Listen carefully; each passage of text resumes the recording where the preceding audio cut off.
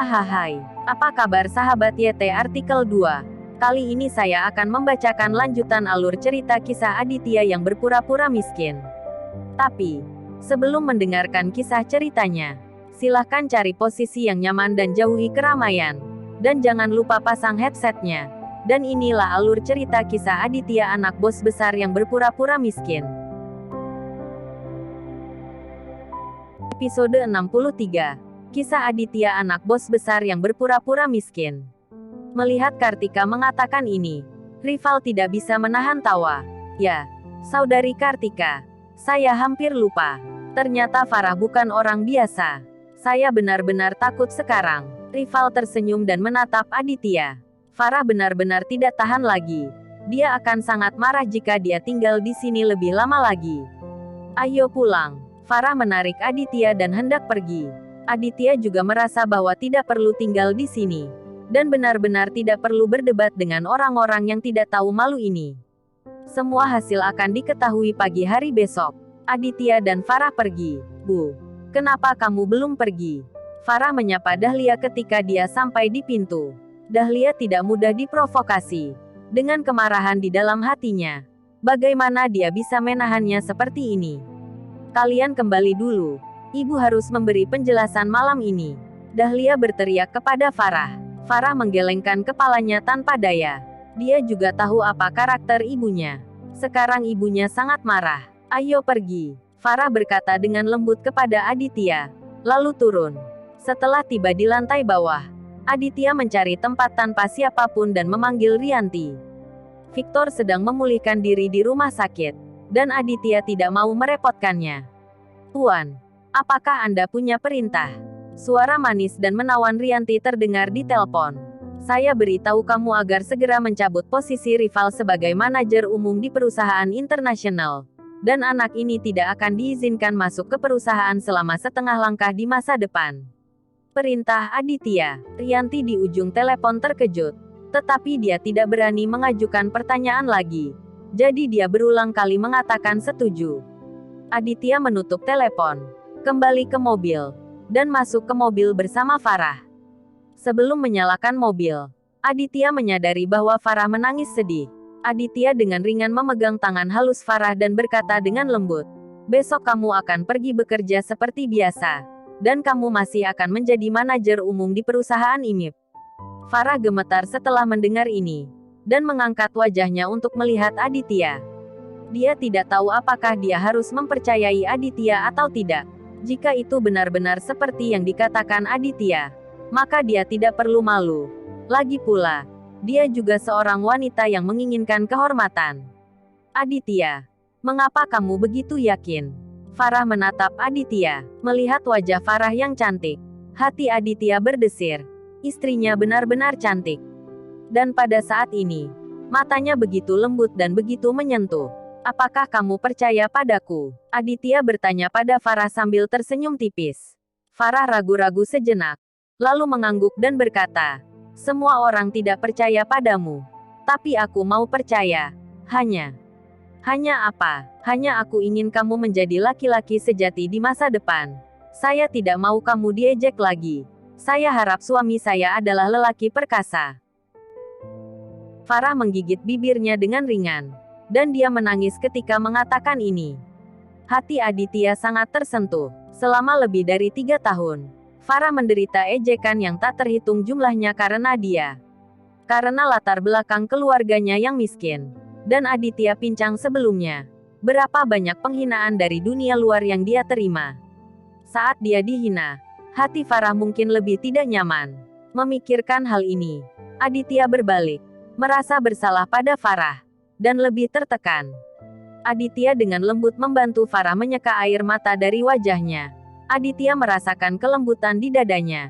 Dan tiba-tiba memeluk Farah yang halus dengan erat ke dalam pelukannya. Ah, Farah menangis pelan. Tindakan Aditya begitu tiba-tiba sehingga dia tidak siap sama sekali. Setelah berjuang beberapa kali, Farah tidak melawan. Dan bersandar di bahu Aditya. Dan dia semakin menangis. Aditya menepuk punggung Farah dan berkata, aku berjanji, semuanya akan berubah mulai sekarang. Benarkah? Farah mengangkat kepalanya dan menatap Aditya. Dia tidak bisa mempercayainya, tetapi sekali lagi menantikannya. Sungguh, Aditya berkata dengan lembut. Wajah Farah menunjukkan ekspresi lega. Bagaimanapun, Aditya telah berubah pikiran, yang merupakan sesuatu yang membahagiakan. Hubungan antara keduanya tidak pernah lebih harmonis. Bahkan Farah sendiri tidak pernah berpikir bahwa hari seperti itu akan datang.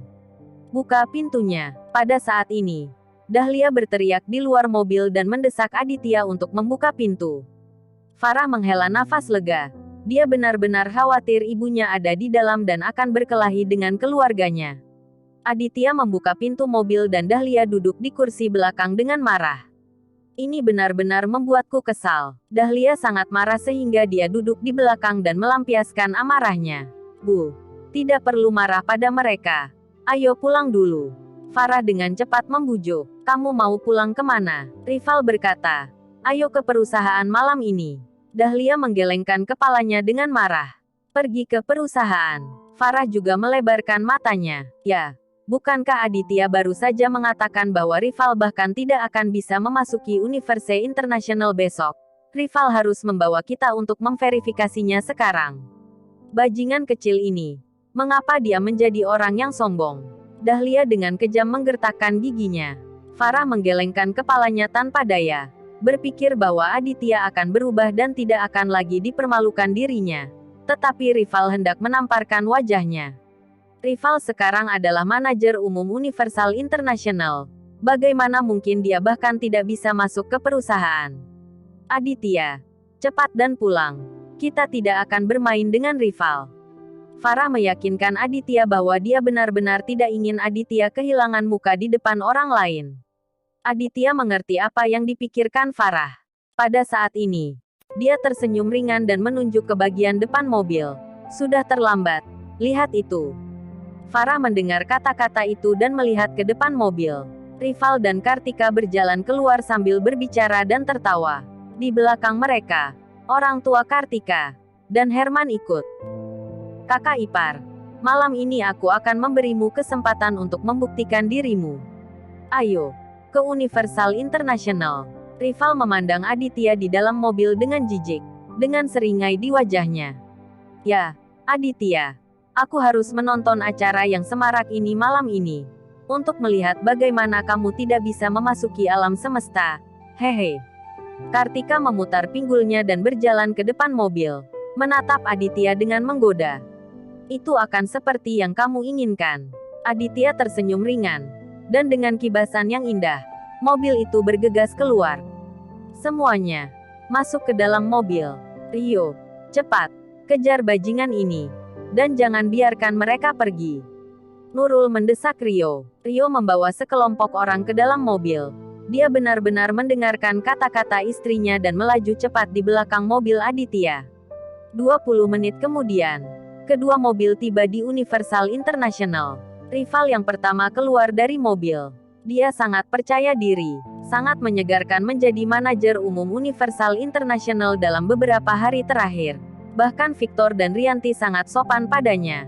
Siapa di antara orang-orang di perusahaan yang melihatnya tanpa menundukkan kepala? Ayo, saudara ipar, mari kita lihat bagaimana saya masuk ke perusahaan. Rival dengan sombong berkata kepada Aditya. Dan kemudian berjalan menuju pintu gedung kantor. Kartika mengikuti di belakang dengan pantatnya yang dipelintir, melambai pada Aditya dari waktu ke waktu, dan berkata sambil tersenyum, cepat dan ikuti saudara rival, atau kamu tidak akan pernah bisa memasuki perusahaan sebesar itu dalam hidupmu. Nurul menarik Rio, berjalan dengan Herman. Mereka bertiga juga mencibir, menunggu Aditya ditampar wajahnya. Dahlia memelototi Aditya. Jika kamu mempermalukanku lagi kali ini, aku akan mencari pohon dan menggantungmu.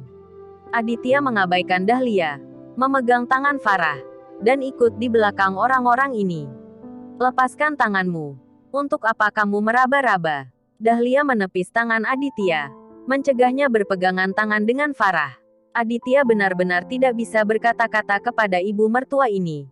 Putrimu adalah istri saya. Dan kamu tidak izinkan saya menyentuhnya. Farah benar-benar tidak tahu apakah harus tertawa atau menangis. Dia mengedipkan mata pada Aditya. memberi isyarat padanya untuk berhenti pamer di depan ibunya. Rival berjalan di depannya dengan arogan, dan saat ini dia berada di depan gerbang.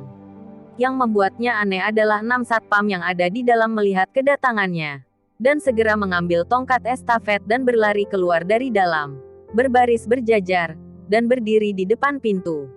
Wow, saudara rival, begitu banyak bawahan keluar untuk menyambutmu begitu kamu tiba di pintu. Kartika menghela nafas dengan iri, dan merasa lebih bangga di hatinya.